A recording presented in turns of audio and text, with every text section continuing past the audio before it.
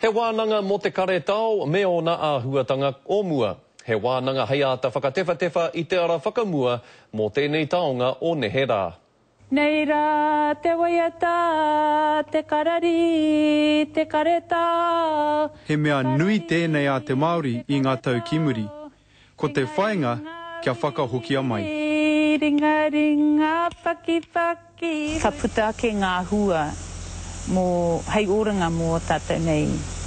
Ngā reanga kei te tipu tonu mai. I ngā rā o mua I whakamahia te karetao, hei taonga whakangahau I te tangata, he whakamataku hoki I o rātou hoariri.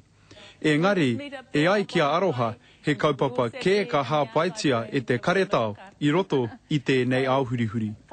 Ka hāpaitia ake rānei, ka whakakahangia rānei, ka whakapakaritia rānei, te reo Māori, nā ko tāku nei whakautu ki oku nei whakaaru ai Marika.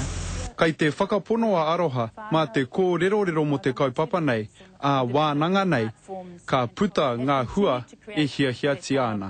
Mā te wānanga, ka aku haere tātou ne, ka mātou haere tātou ki etahi o ngā tikanga o mua.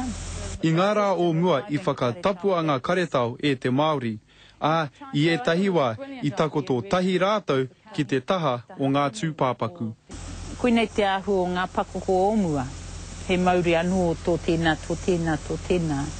Ko te mānuka, kia whai Māori anō tēnei momo mahi o mua a te Māori. Ko tā papa tuanuku pēr tēnā rā koutou e te iwi e. He tā gādna, te karere.